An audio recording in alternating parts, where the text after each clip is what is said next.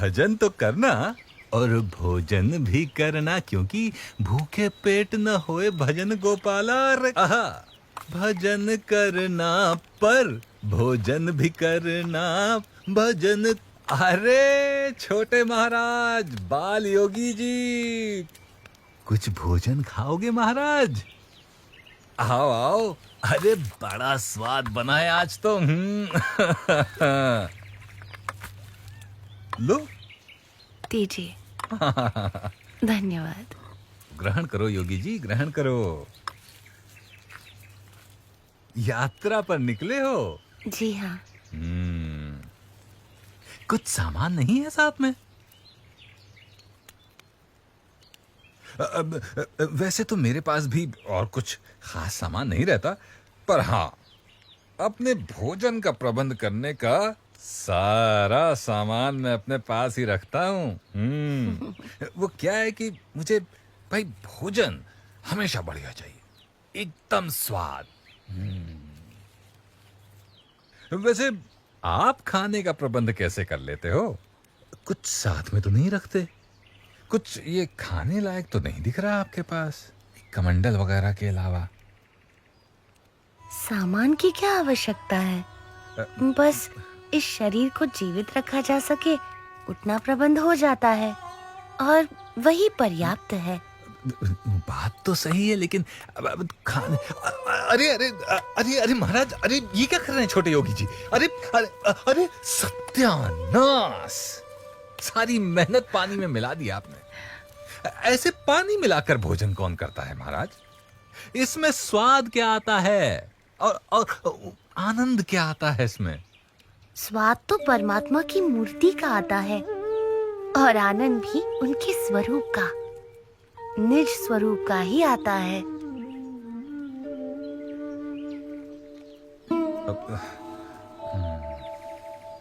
पर इतना स्वादिष्ट भोजन जो बनाया था, हैं, उसका क्या है? योगी के लिए परमात्मा की भक्ति ही भोजन है, और परमात्मा की मूर्ति का सुख ही उसका स्वाद है।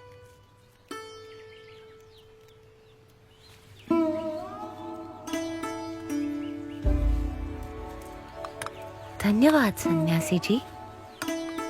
बाली होगी, धन्यवाद तो मुझे आपका करना चाहिए कि आपने मुझे इस स्वाद लोलुपता से अवगत कराया महाराज, और निस्वाद होने की सीख दी। कुछ लेना न देना, मगन रहना, और भोजन नहीं, अब भजन ही करना। भजन करना रे, भजन करना।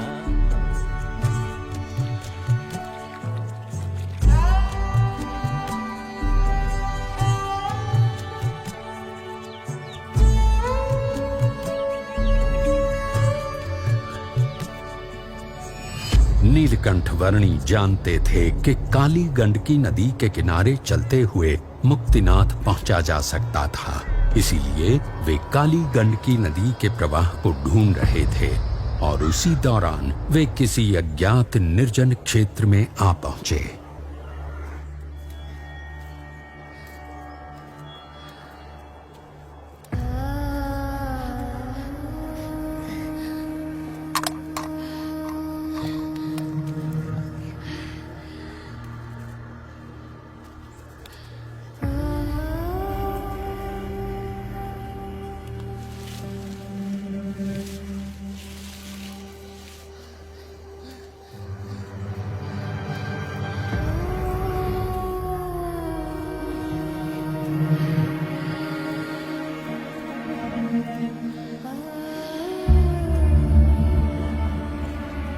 इस सुनसान क्षेत्र में धरती पर खाने या पीने के लिए कुछ भी नहीं था, और आकाश में शिकारी पक्षियों के झुंड किसी भी पशु या मनुष्य के शरीर को अपना भोजन बनाने के लिए आतुर थे।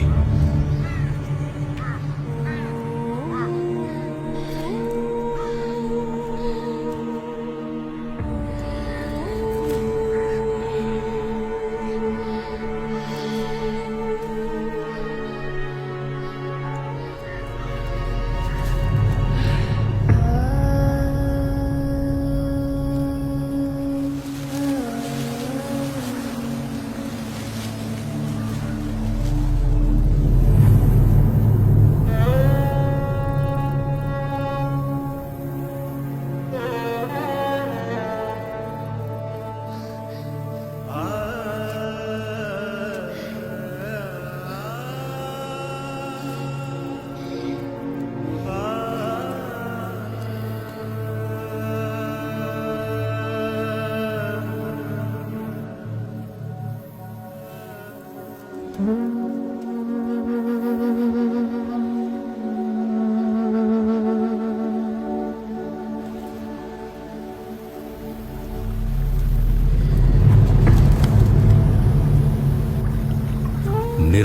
3 दिनों तक भूखे प्यासे रहने के बाद यदि किसी भी सामान्य मनुष्य को पानी मिल जाए तो उसके लिए तत्काल पानी पी लेने से अधिक प्राथमिकता और कुछ भी नहीं हो सकती थी। परंतु नीलकंठ वर्णी के लिए ऐसी विपरीत परिस्थितियों में भी सबसे अधिक प्राथमिकता थी उनकी भक्ति।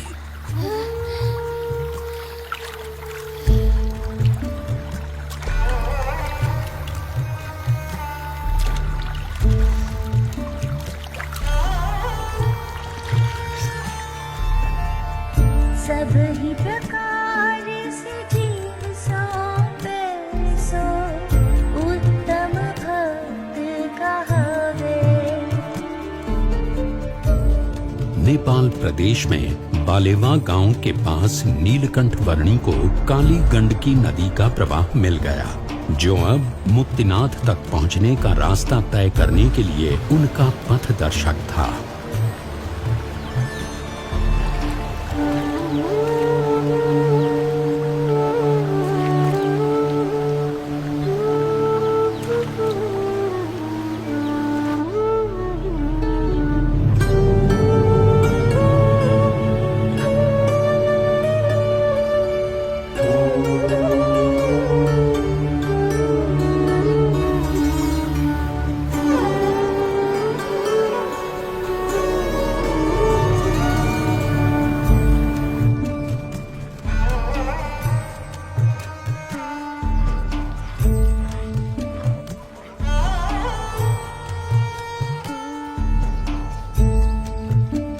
और इसीलिए रोज सुबह सबसे पहले भगवान की पूजा प्रार्थना करनी चाहिए और उसके बाद ही बाकी सब कामों की शुरुआत करनी चाहिए। अन्नपूर्णा पर्वत श्रृंखलाओं के बीच से बहती काली गंडकी नदी के किनारे उत्तर की ओर बढ़ते हुए नीलकंठ वर्णी मुक्तिनाथ पहुंचने का रास्ता तय करने लगे।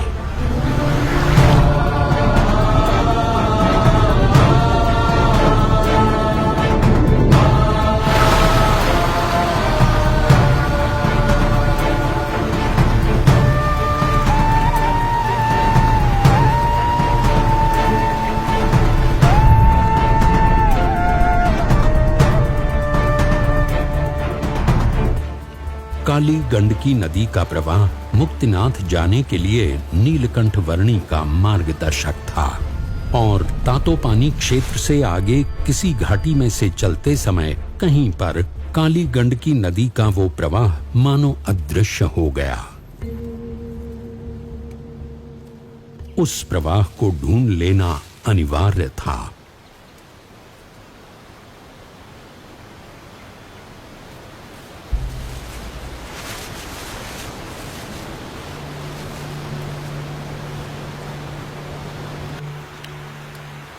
पानी की आवाज की दिशा में आगे बढ़ते हुए संध्या काल होते होते नीलकंठ वर्णी एक ऐसे स्थान पर आ पहुंचे जहां 2 पर्वतों के बीच की खाई में स्थित एक गुफा में सामने से पानी का प्रचंड प्रवाह आ रहा था। मुक्तिनाथ पहुंचने के लिए यदि काली गंडकी नदी को पुनः पाना था तो यहीं से होकर जाना था।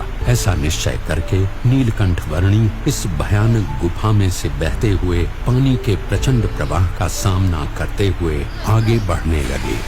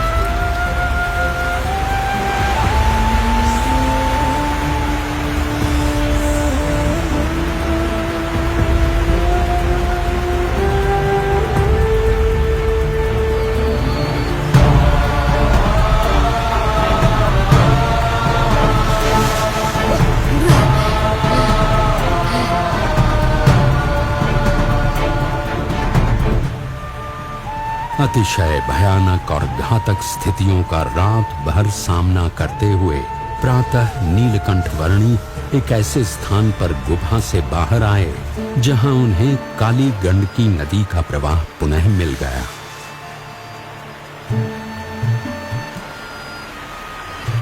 मुक्तिनाथ पहुंचने के लिए पुनः काली गंडकी नदी के किनारे उत्तर की ओर बढ़ चले नीलकंठ वर्णी की कुछ हठ योगी सन्यासियों से भेंट हो गई। आप सभी हठ योगियों को हमेशा उचित साधना करने का मार्गदर्शन मिलता रहे और अंततः परमात्मा की भक्ति का उत्तम योग प्राप्त हो, ऐसी मेरी शुभेच्छा है।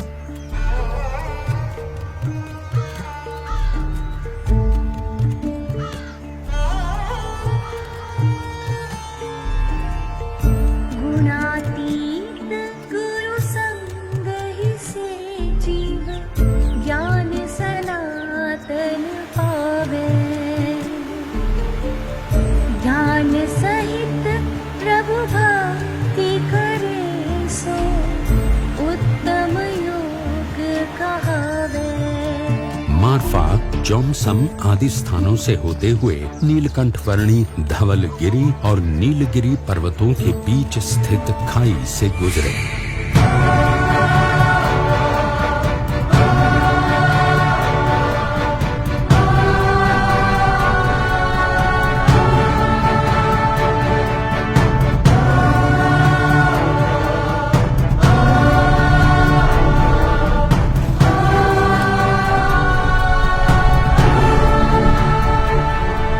विश्व की कुछ सबसे गहरी खाइयों से होते हुए नीलकंठ वर्णी एक ऐसे क्षेत्र में आ पहुंचे जहां सबसे वास्तविक रूप के शालिग्राम प्राप्त होते हैं, ऐसा माना जाता है। ये थोड़ा बहुत शालिग्राम लग रहा है। नहीं, पक्का होगा। और ढूंढता हूँ, शायद इससे भी अच्छा मिल जाए।